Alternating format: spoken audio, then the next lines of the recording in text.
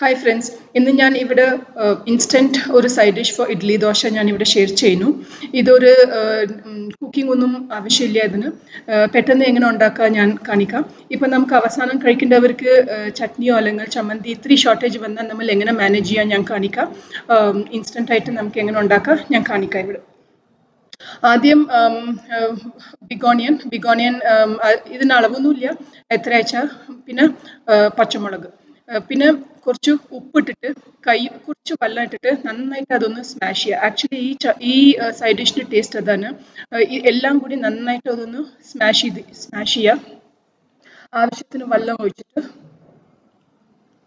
ഇങ്ങനെ നന്നായിട്ട് അമർത്തിയിട്ട് പച്ചമുളകും വെങ്കായം നന്നായിട്ട് അതൊന്ന് മിക്സ് ആവേണ്ട വരികയും നന്നായിട്ട് അതൊന്ന് സ്മാഷ് ചെയ്തെടുക്കുക.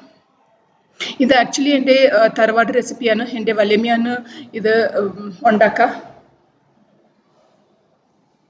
വെള്ളം ഒഴിച്ചിട്ട് നന്നായിട്ട് അതൊന്ന് കൈ കൊണ്ട് അമർത്തിയിട്ട് സ്മാഷ് ചെയ്യാം.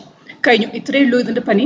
പിന്നെ അവസാനം കുറച്ച് 3 സ്പൂണ് വെളിച്ചെണ്ണ. സോ ആക്ച്വലി ഇതിൻ്റെ ടേസ്റ്റ് അതാണ്. വെളിച്ചെണ്ണയും വെങ്കായം പിന്നെ പച്ചമുളക് ഒക്കെ മിക്സ് ചെയ്യുമ്പോൾ അതൊരു യുണീക്ക് ഫ്ലേവർ കിട്ടും. പിന്നെ ഇത് കുറേ ദോശയും ഇഡലിയും നമുക്ക് കഴിക്കാൻ പറ്റില്ല.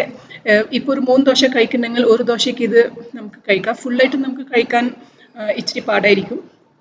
ഇപ്പം എന്തെങ്കിലും ചട്നി അല്ലെങ്കിൽ ചമ്മന്തി ഷോർട്ടേജ് ആകുമ്പോൾ ഇങ്ങനെ ഇൻസ്റ്റൻ്റ് ആയിട്ട് ഉണ്ടാക്കി ട്രൈ ചെയ്യൂ. ഇത് നല്ല ടേസ്റ്റ് ഉണ്ടാവും, നല്ല ടേസ്റ്റിയുള്ള സൈഡ് ഡിഷാണ്. ഈ റെസിപ്പി എല്ലാവർക്കും ഇഷ്ടമായി വിചാരിക്കുന്നു. ഇങ്ങനത്തെ പോലുള്ള യുണീക്ക് റെസിപ്പീസിന് എൻ്റെ ചാനൽ ഒന്ന് സബ്സ്ക്രൈബ് ചെയ്യൂ. Thank you.